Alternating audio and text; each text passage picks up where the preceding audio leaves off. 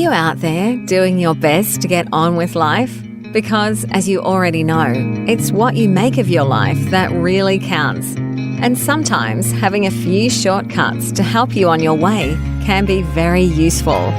The NLP Matters Podcast might just be the toolbox you need to focus your attention, your effort, your drive onto what really does make the difference. Built on the foundation of Neuro-Linguistic programming, the NLP Matters Podcast offers proven recipes you can use to create and sustain your life your way.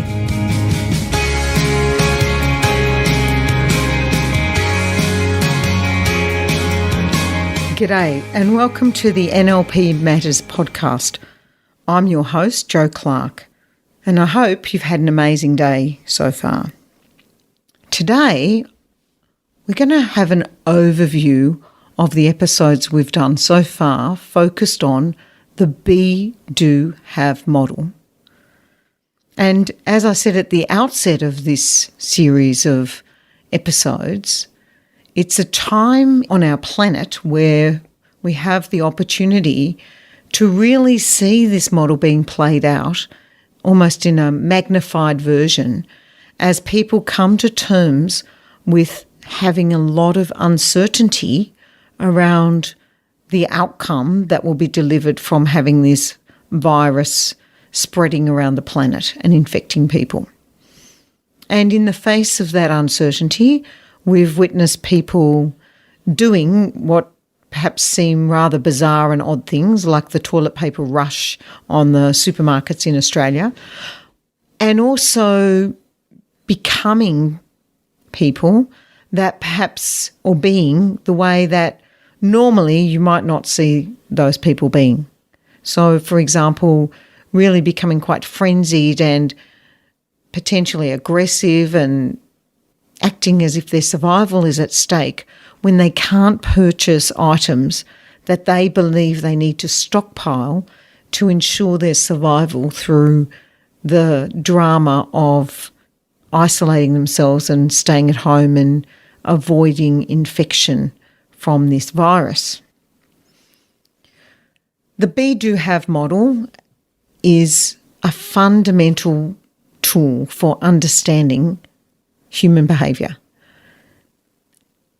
And whether we're looking at it in terms of our business and looking at our key performance outcomes or our goals, whether we're looking at it in our relationships, what's the type of relationship we want to have, or how we want our children to grow up, what's our family like, or whether we're looking at it more specifically in the context of a goal or an outcome that we want to achieve for ourselves, this model is an extremely powerful and simple tool we can use to ensure we focus on getting it right, getting the success that we want to achieve. Now, the first step that we talked about was getting really clear about what we want to have. So from an NLP perspective, we call this being focused on the end in mind. Now, remembering that the end is not a feeling, because some people make the mistake of believing that they will be happy or life will turn out when they get to have a certain result or have an outcome or have some sort of property or some sort of new gadget or tool that they've been wanting for a long time. This model isn't about waiting until you have something to feel a certain way. The feeling part is not part of the outcome, because we can change our feelings in a moment, anytime we like. In the present moment, all we need to do is change what we're thinking about, and suddenly we've changed our feelings. When we're talking about outcomes here, I want to be really clear that we're talking about outcomes that are defined in a very sensory specific way. So we're very clear about what we'll see when we have the outcome, what we'll hear when we have the outcome, what we'll feel external, like touch, temperature, texture, shape. What are we feeling externally when we have the outcome, as well as what are we feeling internal? What are our emotional responses to having achieved the outcome?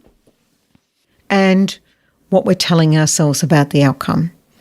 So really getting very, very clear about defining that.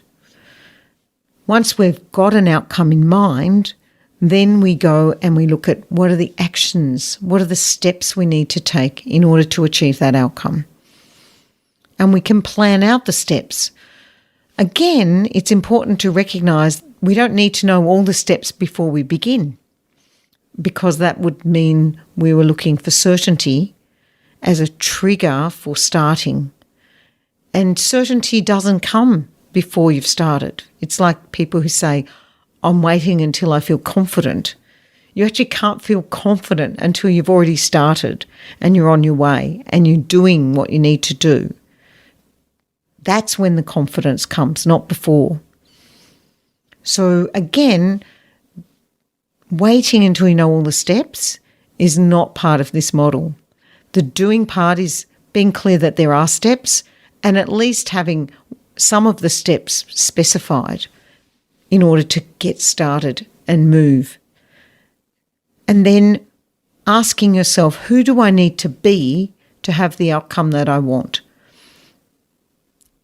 What sort of people have this outcome already?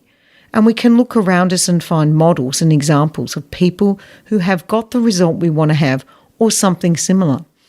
And we want to get really, really curious. Who are they being as people? What are the characteristics they're displaying?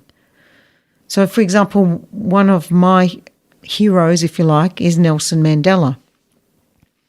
And the thing that I admire about Nelson Mandela was that he became a leader and he didn't allow being imprisoned in a small cell on Robben Island stop him from being a leader.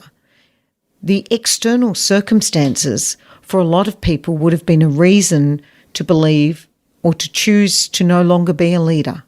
They would have said things like, well, I can't do it from a prison cell, or what's the point of me being a leader here when I can't get anything out to have any followers?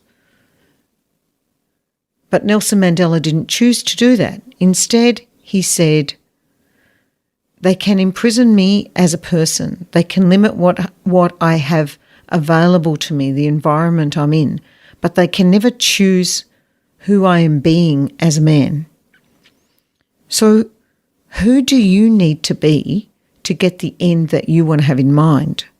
And if you be that person, then the having part almost can look after itself. Of course, you're also taking action. All three matter: be, do, have.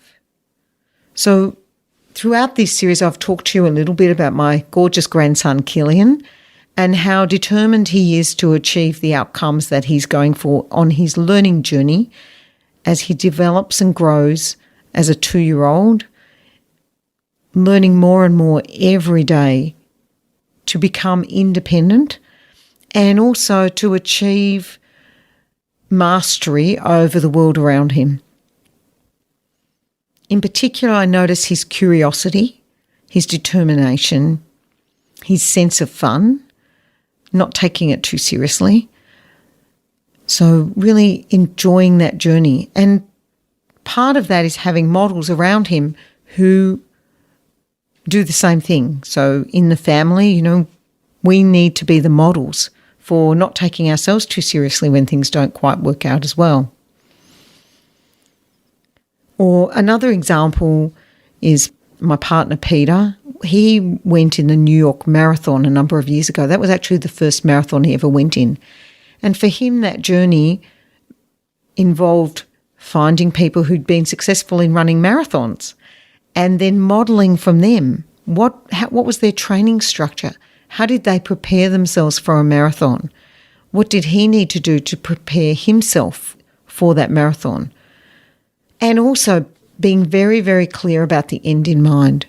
So seeing where the finish line would be and imagining himself running across that finishing line with a big blue arch over the top and feeling the cold air from New York, because it was November in New York, feeling the cold air, cold, crisp air as he ran over that finishing line, hearing the sound of his feet hitting those timing mats as the race ended.